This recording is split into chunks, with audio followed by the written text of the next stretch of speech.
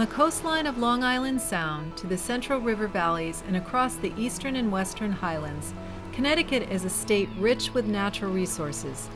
Our diverse landscapes provide habitat for a remarkable number of fish and wildlife.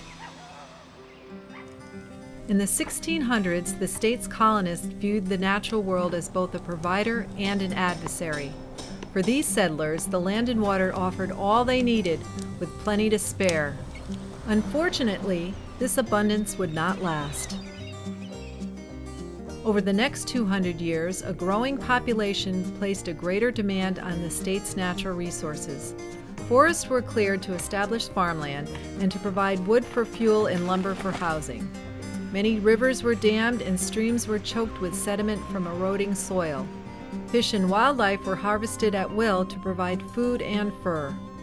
Some wildlife, such as wolf, bobcat, and bear, were viewed as harmful beasts, needing to be eliminated to protect livestock and crops.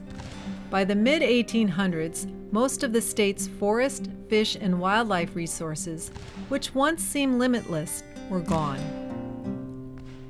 Connecticut's leaders took action and in 1866 passed legislation creating a Fisheries Commission.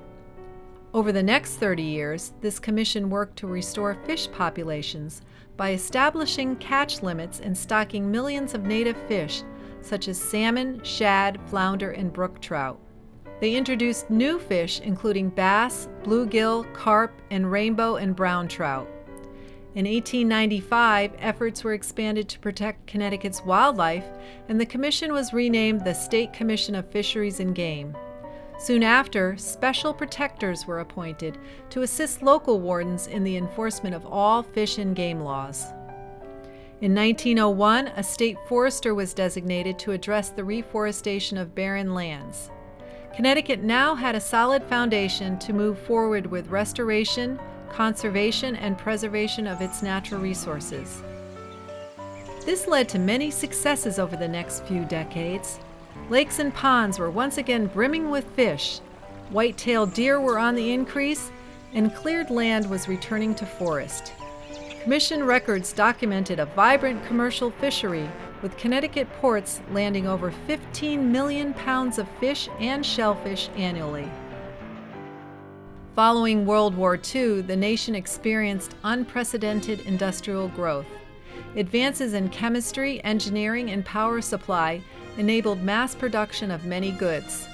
Waste products from manufacturing and everyday life were treated by simply burying, discharging to rivers, or burning.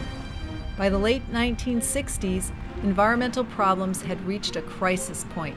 Smoggy cities and polluted rivers were an increasingly common sight. Toxic chemicals were killing fish and wildlife. Connecticut addressed this new challenge by passing innovative legislation, such as its Clean Water Act of 1967 that required improved treatment of sewage and industrial wastewater. To further address air, water, and waste pollution, Connecticut created the Department of Environmental Protection in 1971. This new agency also brought together a number of separate boards and commissions, including those focused on fish, forests, and wildlife. Advances in technology enabled its scientists to better track and collect data on the range, population sizes, and health of our plants and animals. Connecticut has enjoyed great successes, such as the return of osprey, wild turkey, and bald eagle, and the restoration of habitat for many other animals and plants. Today, almost 60% of our state is covered in forest, and some species are reaching numbers not seen for over 300 years. Each year, our natural resources support over 9,000 jobs and contribute more than $1 billion to the state's economy.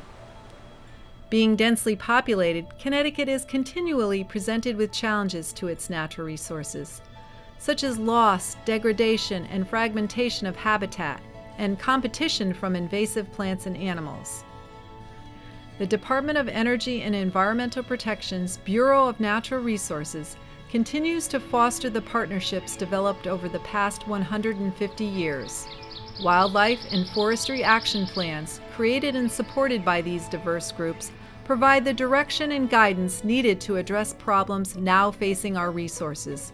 We must continue to work together and share this information so that future generations can enjoy Connecticut's natural beauty.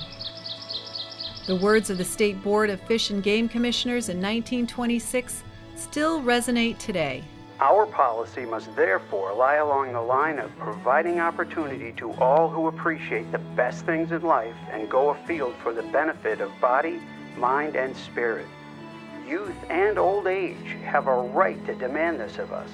We must not disappoint them, for we are the trustees of their generation.